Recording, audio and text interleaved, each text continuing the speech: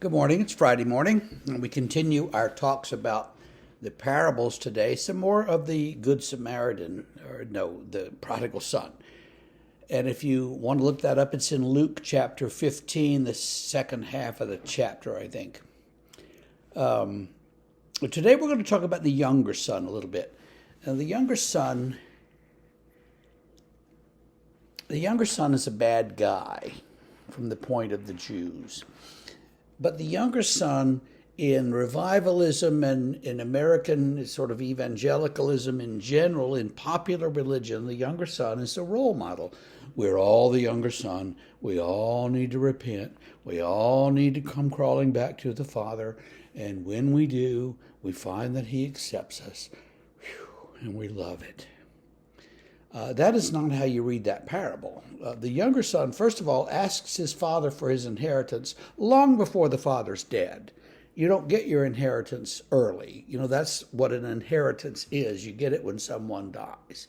So he asks his father for his portion, which basically means, Dad, I need you to have yourself declared legally dead and then give me my money. So that's not a nice thing to do. That's, it may not be a sin specifically, but it certainly shows disrespect for his father. He doesn't care what his father thinks or how his father feels or his father loves him. He just wants the money and he wants to leave. So then he leaves. Goes far away. So leaves home, leaves the people he knows, leaves his family situation and his context and his people, and goes far away and lives among foreigners. Second thing that he shouldn't have done. In those days, you didn't go and live among foreigners. You stayed with your people. Third thing he does then is he starts feeding pigs. He's reduced to feeding the pigs. He doesn't have anything else that he can do. He's spent all his money on prostitutes, it says, and he has no.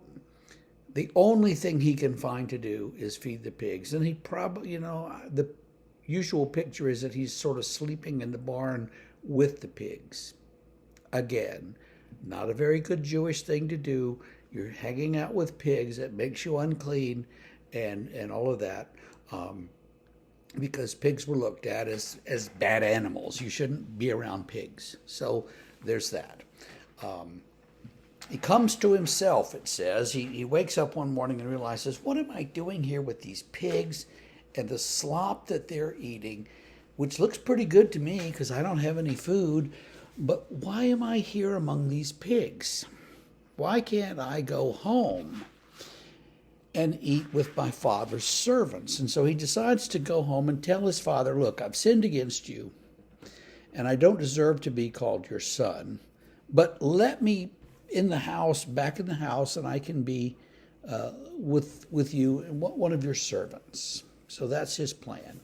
He's going to repent and become his father's servant, which would be, probably impossible to convince most fathers that the son wants to come home and work for you, but it would. It was a good compromise, and it was the best he could hope for as a son who had run off with all this money.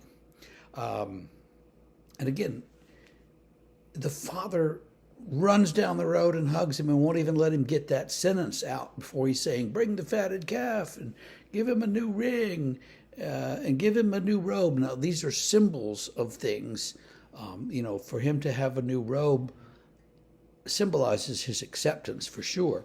For him to have a new ring means he's my heir. I'm giving him this ring and he's going to wear it, and that will symbolize who he is. So the son is accepted back with great status. And I think maybe that's why we like to read that. We even sing in Amazing Grace, I once was lost and now I'm found, which quotes the end of the story when the father's talking to the older son. He says, your brother who was lost is now found.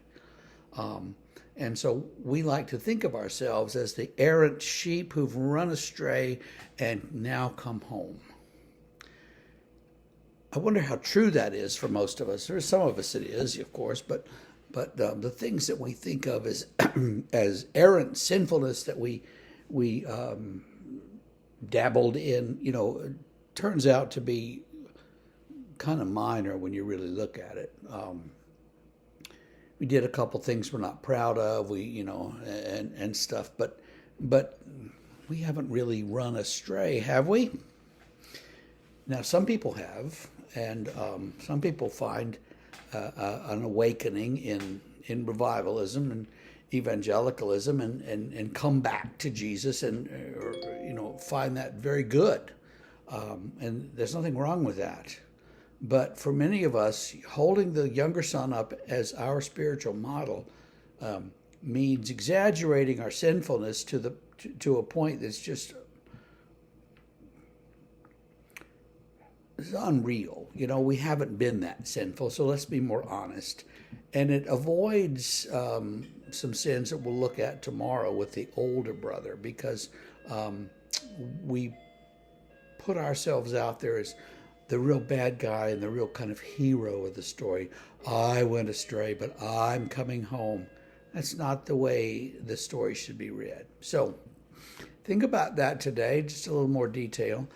Tomorrow we'll finish up with the prodigal son. We'll talk about that nasty older brother, the one we don't want to read about too much, maybe because it hits home too much. So we'll see you tomorrow. Have a great day.